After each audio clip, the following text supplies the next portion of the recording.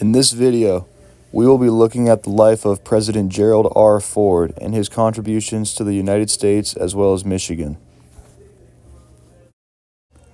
Although he grew up in Michigan, Gerald Ford was actually born in Nebraska. The city that he grew up in Michigan was called Grand Rapids. The high school that he attended in Grand Rapids was called South High School, where he played football. Gerald Ford excelled at football in high school, where he played linebacker and center. Gerald Ford then went on to play football at the University of Michigan. While at Michigan, Gerald Ford was a two-time national champion in football in the years 1932 and 1933. Ford graduated Michigan with a bachelor in economics. Gerald Ford had NFL offers from the Detroit Lions and the Green Bay Packers, but decided to decline them both. The first job of Gerald Ford's career was to be an assistant football coach at Yale. He then became an intern at Yellowstone Park's Canyon Center. Ford returned to the University of Michigan to study law and then got accepted into Yale's law school. Gerald Ford then started taking law classes at the University of North Carolina at Chapel Hill. Gerald Ford's first bit of fame was when he appeared in Look magazine with his girlfriend at the time named Phyllis Brown. She was a somewhat famous model for Cosmopolitan magazine. Gerald Ford's first step into the political atmosphere was when he began working on Wendell Willkie's 1940 presidential campaign. This was the first time he went to the Republican convention.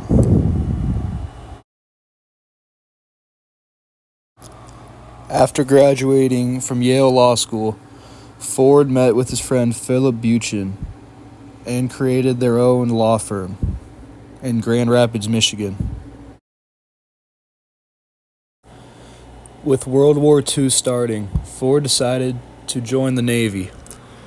He was then sent to North Carolina Chapel Hill to become an athletic training officer. In 1945, Gerald Ford was assigned to sea duty and survived the Battle of Macon. Ford was honorably discharged from the Navy and received many medals and stars, including the Asiatic Pacific Campaign Medal and the World War II Victory Medal. In 1948, Gerald Ford announced that he would be running for the House of Representatives out of Michigan. He won the Republican primary and was elected to this position. That next month, Ford married Betty Bloomer in Grand Rapids, Michigan. They then went on a honeymoon in Ann Arbor, Michigan, and attended the Michigan vs. Northwestern football game. However, this honeymoon lasted short because he had to get back to Congress. As one of the prominent young Republican congressmen, Ford was assigned to work on the Public Works Committee in his first years in office. Right before his second year in Congress started, Gerald Ford had a baby and named it Michael Gerald Ford. Ford was then appointed to the Appropriations Committee in Congress. He also urged Dwight Eisenhower to run for president. The Ford family then had their second child, who they named Jack. Gerald Ford was quickly becoming one of the leaders of the Republican Congress and was even being urged to run for Senate.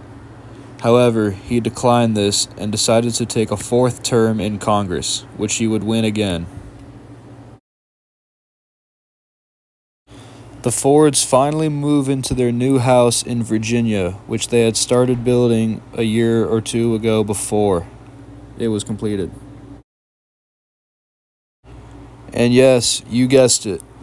The Fords had another son, which they decided to name Stephen.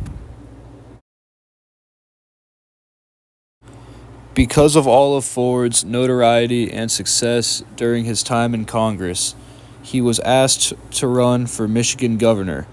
However, he declined and decided to go for his fifth term in Congress. Ford then joined a committee in Congress that worked with space aeronautics. During his time in this committee, he helped to recommend the creation of NASA. The Fords have their fourth child, this time a daughter. They decide to name her Susan. Once again, Michigan Republicans would try to get Ford to step out of Congress and into another role. This time, they would ask Ford to become the vice president for presidential nominee Richard Nixon. However, Ford would then give a speech endorsing Lodge as the vice presidential candidate for Richard Nixon.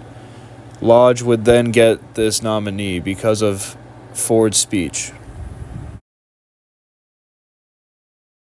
In Ford's seventh term of Congress, he became the ranking Republican on the Defense Committee. With this position, he worked closely with President Kennedy in working with foreign aid initiatives. After President Kennedy's assassination, Ford joined a committee that would investigate his death and whether there was any foul play by the government in it. He would find nothing and then write a book about the investigation and President Kennedy's assassination. Ford decides to challenge Charles Halleck for the role of House Minority Leader and Republican Leader in Congress. He wins this in a landslide.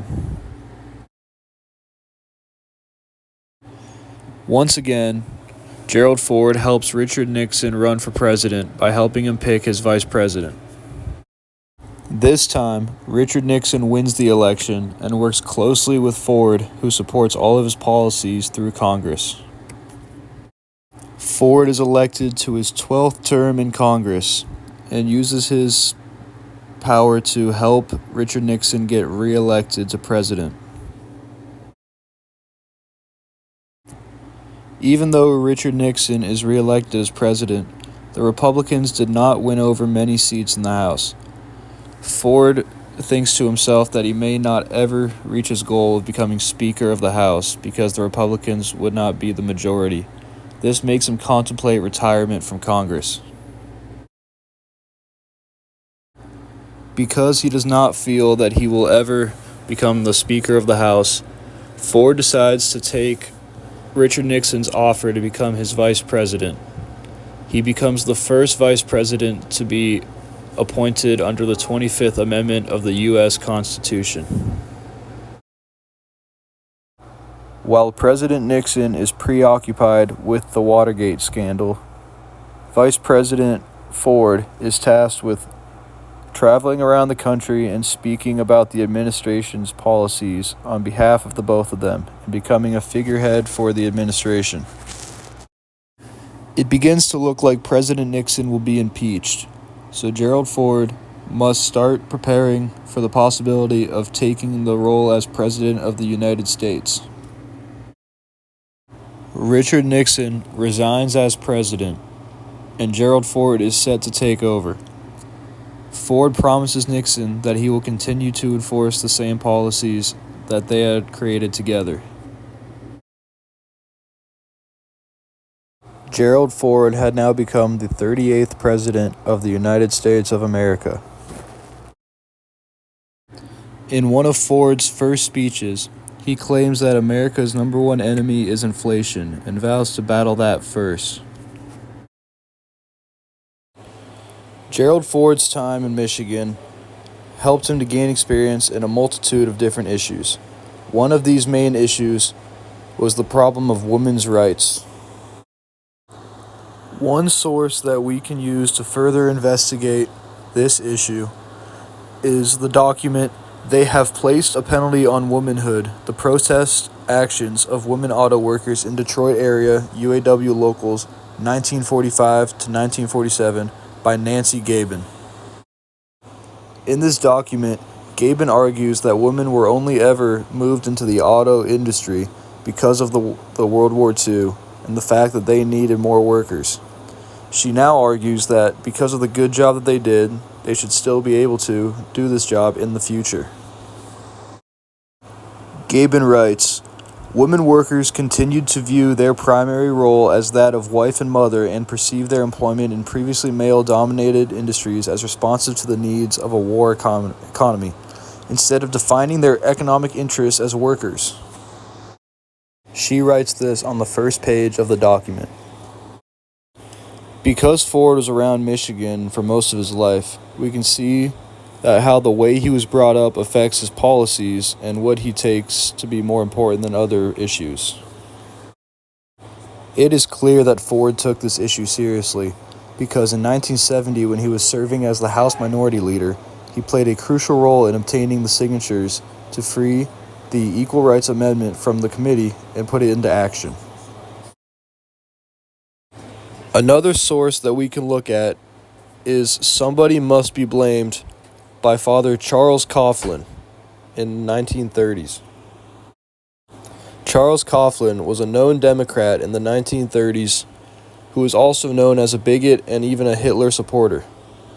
He ran a radio show where he constantly called out the government and claimed them to be dictators or fascists and just attacked them in every single way possible.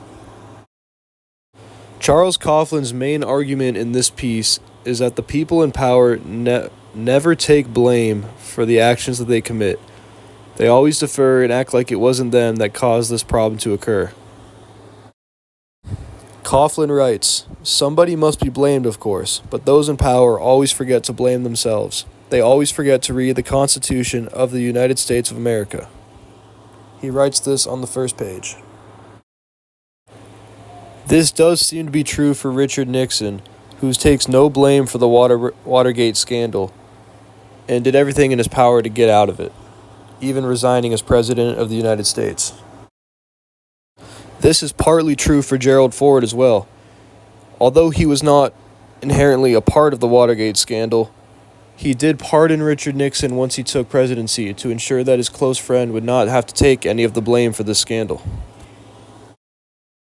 Although this does seem unethical, many believe that this was necessary for the country to heal and do not blame Gerald Ford for this at all. The next source that we can look at is Black Detroit, A People's History of Self-Determination by Herb Boyd.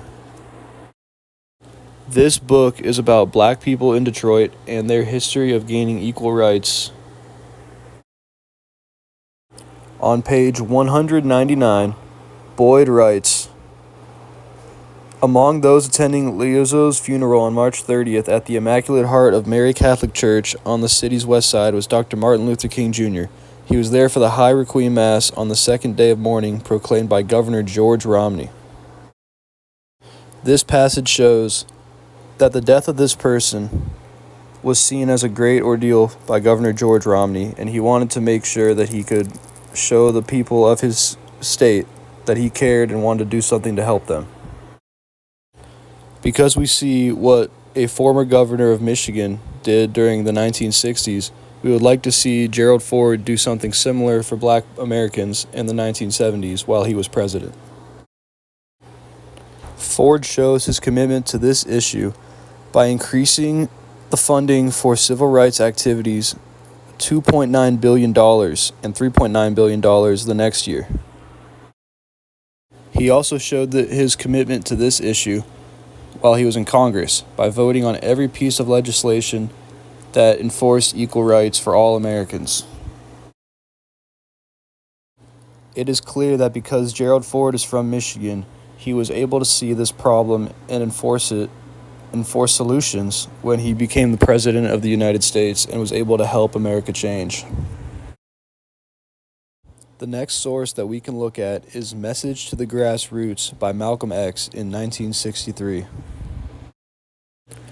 This piece is basically saying that the civil rights movement is not as effective as it should be.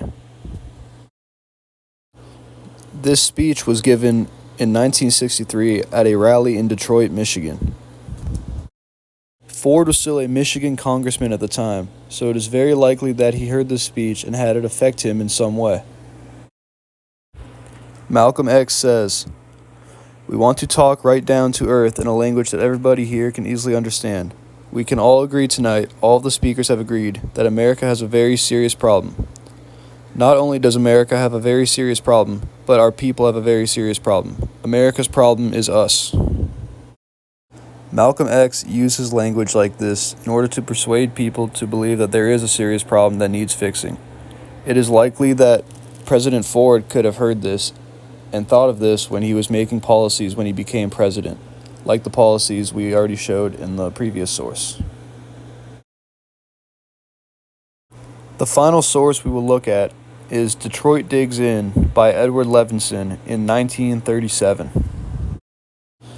This source is mainly about the General Motors strike of 1934.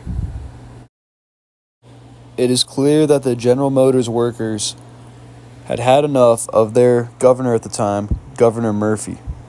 Levinson writes here, "While talking peace to Governor Murphy, it has thrown up breastworks for a fight to the end." Because of Ford's long time in Michigan, he is definitely aware of this strike and how everyone blamed it on the governor.